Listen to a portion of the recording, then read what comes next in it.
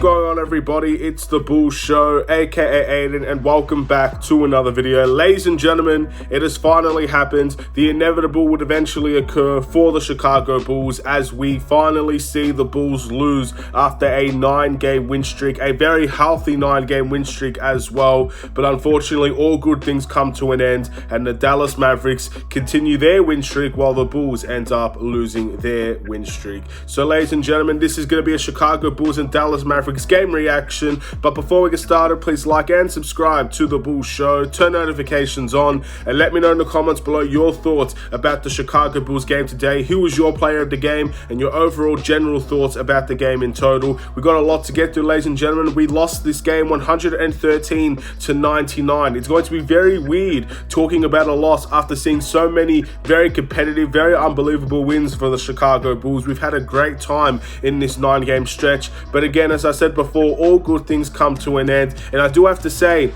it's okay to lose here and there, ladies and gentlemen. Not every team is perfect, and you won't see perfect games from players and teams every single game, and this is an example of that. The Chicago Bulls did not play well today. Their offense was very lackluster, and there was very poor shot selection from majority of these players, and on defense, the high pick and roll really hurt the Chicago Bulls, especially in the second half, and that ended up costing us and giving us a lot of points conceded for the Chicago Bulls. It is what it is. You have to take these losses and wins in stride, and you just got to move on to the next game and try to focus on getting and re-establishing the winning culture within the team. It is unfortunate that we lost, and again, it's never going to be an easy sight to see. You never want to see your team lose. You want to see your team win forever. Those are the type of feelings that you have, especially on an incredible win streak like this. But I feel like if people overreact to a loss like this, I don't feel that is necessary. I don't think that's the right thing to do, because you will lose eventually. Every team loses. Every team loses to teams that you may be seen as the favorites against, but the reality is a loss is something that you just got to take and move on, and hopefully you can pick up a win in the next one, and that's what the goal for the Chicago Bulls should be. So let's talk about the game in general, ladies and gentlemen. I thought the first half was fine for the Chicago Bulls, in all honesty. I thought the second quarter was really good for the Bulls. I thought in the end the first quarter wasn't as bad. We had one good timeout by Billy Donovan, and we continued that stretch. We added the pile on in terms of taking the lead and extending the lead for the Chicago Bulls. I thought our offense worked very well. You saw players like Zach LaVine turn it on in the first half. You saw players like Vucevic kind of get some easy points in the paint, but didn't really have a great scoring night. You saw Lonzo and Kobe and Io. You saw a really good Chicago Bulls team in the first half. But the second half, ladies and gentlemen, is the downfall for the Chicago Bulls, and especially in the third quarter. In the fourth quarter, the game was kind of already gone after the first few minutes. Obviously, Dallas extended their run, kept on pushing, and they simply couldn't miss a shot towards the end of the game. It's something that, again, you build the confidence within the team. The team knows that they're in position to win, and simply everything goes in, and the Bulls kind of give them opportunities to score. Open three-point shots, open cuts to the basket, alley-oops, all of that. And it was because the Bulls kind of gave up in that instance as well. But the second half, and more specifically the pick and roll defense for the Chicago Bulls, is what let us down, and that was the key to Dallas's win today. Again, you saw pretty much every single possession that Luka Doncic was on the court. It was a high pick and roll, trying to put Nikola Vucevic in the pick and roll so he can make a tough decision, and Luka can end up making a really nice pass or a really nice assist. And that was majority of his second half for the Dallas Mavericks. And in the first half, we did a very good job against Luka Doncic. Again, he's an all-star level player. He's a joy to watch at times. He's truly a mesmerizing player to just look at and just see how stunning he can play at times. And in the second half, we saw the true benefit of Luka Doncic for the Dallas Mavericks. But in the first half, players like Io, players like Lonzo, even Kobe White to an extent, Zach LaVine, whoever was on him, we ended up, Troy Brown Jr. as well, Derrick Jones Jr., we ended up making him really flustered. He was very frustrated. He wasn't scoring the ball well. And then, of course, as All-Stars do, they pick it up when they need it the most. So for the Chicago Bulls, again, giving up a lot of open three-point shots, giving up a lot of paint shots, the high pick and roll. Our defense is what let us down today. And especially in the second half, that is the biggest thing to take away from this game. The scoring wasn't great. The scoring wasn't terrific for the Chicago Bulls. But in the end, we rely on our defense a lot more, in my opinion, than we rely on our offense. And our defense was not as present as you'd normally see. And they kind of picked us apart in many ways in that pick and roll. They picked on players that are not great defensively. They made a team defense more one-on-one defense. They made pretty much Vucevic try to guard anybody one-on-one, and that's where a lot of the points came from. You saw Kleber make 6 threes today. You saw Luka Doncic again. Any shot that he wanted to get in terms of passing or him shooting himself is exactly what he got. And it was just a bad overall defensive performance for the Bulls. But let's look at the individual performances, ladies and gentlemen, the positives and the negatives for the Bulls as we continue to talk and continue to strive and head into the next game. And hopefully we can see a much better Chicago Bulls performance. Zach LaVine had 20 points, 2 rebounds, 2 assists, and 2 steals. Zach LaVine in the second half was very, very bad for the Chicago Bulls. And again, some of those shot selections are just extremely frustrating to see. He shot 7 from 21 from the field today and 2 from 7 from the three-point line. I get Zach LaVine in the first half was a very confident guy. He was taking a lot of tough shots. He was making a lot of tough shots. But I think with Zach LaVine in today's game, he has to learn when enough is enough. In the end, his shots were not falling in the second half, and he very rarely tried to get other players involved outside of Vucevic, who again himself did not have a great game. So Zach LaVine has to learn how to manage the game better, in my opinion. And this is just a one-game scenario for him where, again, I admire that he likes to shoot the ball. I admire that he still has the confidence in himself even when he's not playing well. But you need to learn how to impact games in different ways when your shot is not falling. And I don't think Zach LaVine did a great job in that game today. In this game specifically today, it shows in his shooting numbers. It shows in his lack of assists and all of that. So there is a conversation to be had there for Zach LaVine. Not the best game from him. And it's definitely a game that I think he has to do better from in the next one against Detroit. Nikola Vucevic, ladies and gentlemen, first time in a while we've seen a bad game like this from him. He had 13 points, 6 rebounds, 2 assists, 1 steal, and 1 block in today's game. 6 from 17 from the field. A lot of terrible misses today, ladies and gentlemen. Wide open bricks, air balls. Again, just unbelievably poor shooting from Nikola Vucevic. It almost looked like any shot that he did take was further as from an air ball than it was hitting the rim. Sometimes that's just how it felt when Nikola Vucevic today. The best shots that he took came in the post, and that's something that we need to see a little bit more. Dallas Mavericks don't have Porzingis. They don't necessarily have tremendous size in the team. So Vucevic has to go in the post a little bit more. And I thought he did a lot better of a job in the first time out against Dallas, but that's, of course, his shots were falling in. I don't believe he missed a shot in the 3-point range in the last time out against Dallas, and he ended up shooting 1 from 5 from the 3-point line today. He has to be more involved in the post, and again, it's just one of those games where you just hope you don't see a repeat performance. It happens now. It's a poor performance. First time in a while he doesn't get double-digit rebounds, which is very upsetting as well. But you just got to quickly move on from that and hope you don't see that happen again from Nikola Vucevic. And hopefully the next game out, he can find the form that he was in the past few weeks and establish it again against Detroit.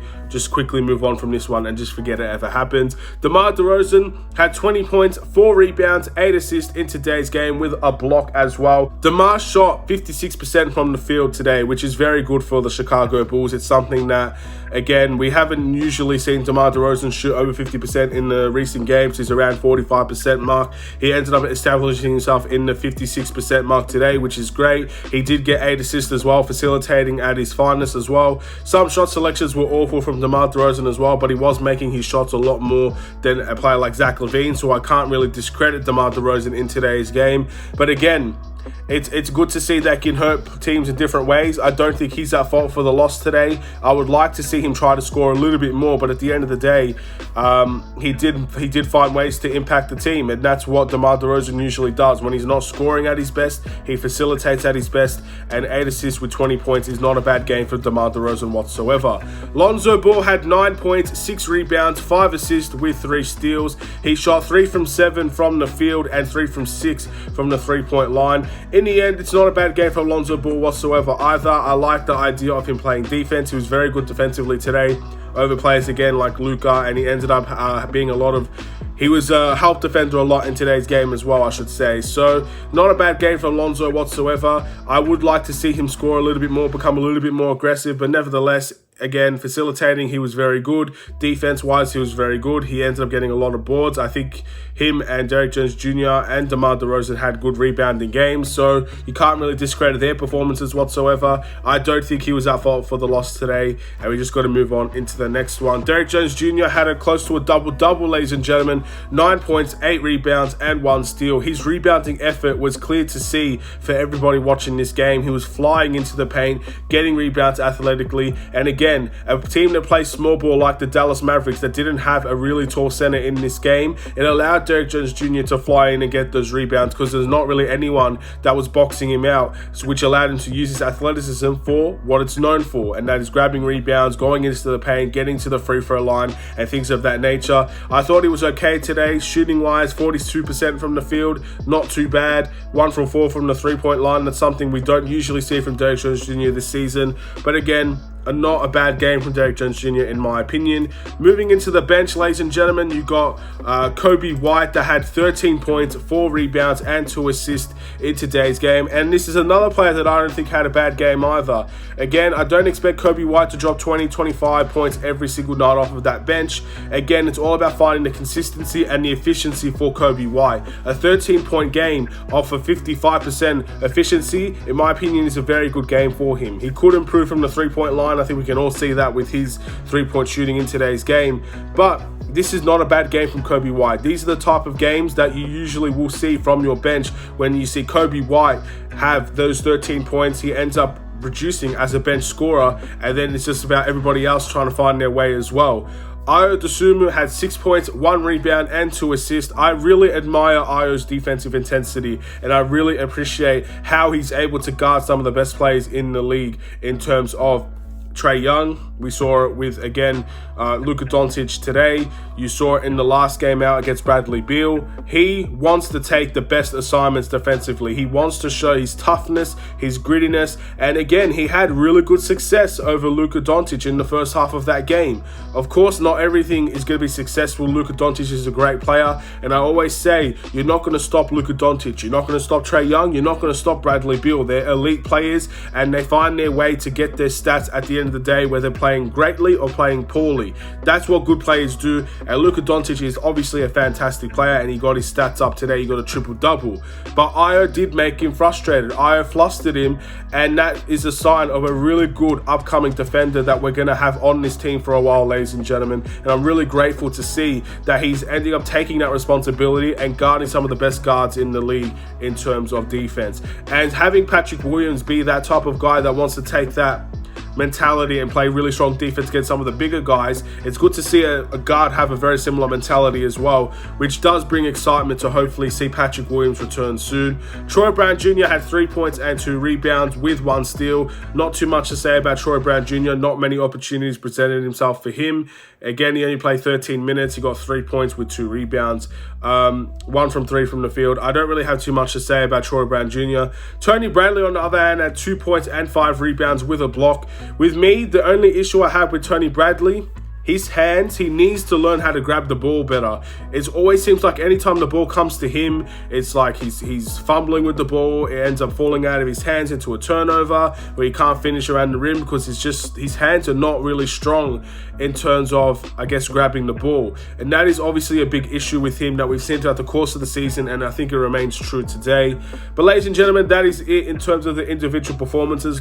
Looking at the must improve, ladies and gentlemen, I think this is a pretty straightforward one to give. I'm going to give it to Nikola Vucevic. Again, I think Zach LaVine is a very big contention for this category as well. But I guess the difference between LaVine and Vucevic in terms of this must improve award is that Vucevic was highly involved in a lot of the defensive errors that went wrong for the Chicago Bulls, as well as his poor shot selection, or I guess his poor misses, not necessarily poor shot selection for the Chicago Bulls. This is a game I just want to quickly forget about because I don't want to see or discuss Nikola Vucevic entering another period where he's going to be lackluster for the Chicago Bulls. I hope that's not something that we see. I don't really want to bring that conversation up until we see more games out of Nikola Vucevic. So hopefully it's one where, again, it happened. It's a poor game. It's not one we want to remember, but he can pick it up against the next opposition in the Detroit Pistons. Hopefully that's something we can see Vucevic retaliate from and recover from in the next one. The player of the game is going to be DeMar DeRozan for me. Again, in the end, when you get a 20-point and 8-assist night, shooting 56% from the field, the only issue I have with DeMar DeRozan is I don't think his defense was great. But outside of that, offensively, I thought this was a decent night for DeMar DeRozan. I would like to see him try to get a little bit more aggressive as well, take things into the paint, take his mid-ranges and stuff of that nature. I would like to see the ball movement of the team excel a little bit more than what we saw today. But reality is you don't always see that. And DeMar DeRozan did do his thing in terms of his statistics. And in the game, I thought he was very good in terms of his scoring. But surprised to see he got 8 assists, but he did, ladies and gentlemen. It's just the way that it is, and we can accept that he probably is the player of the game because there's not really that much else outside of maybe Lonzo Ball that should be in the competition for player of the game this week, or this game, I should say. The Bulls' record is 26-11. Again, it's okay to lose games, ladies and gentlemen. I know it's not the best thing to see, and everybody will be upset with a loss like this, but we should be very proud of the win streak that the Bulls went on. It's a very, very tough, hard schedule for the Chicago Bulls in terms of how many games they were truly playing and being able to win a lot of these games as well. We beat the Lakers, we beat the Wizards twice, we beat the Pacers twice. We beat a lot of teams that ended up giving it to the Chicago Bulls and brought their absolute best towards us.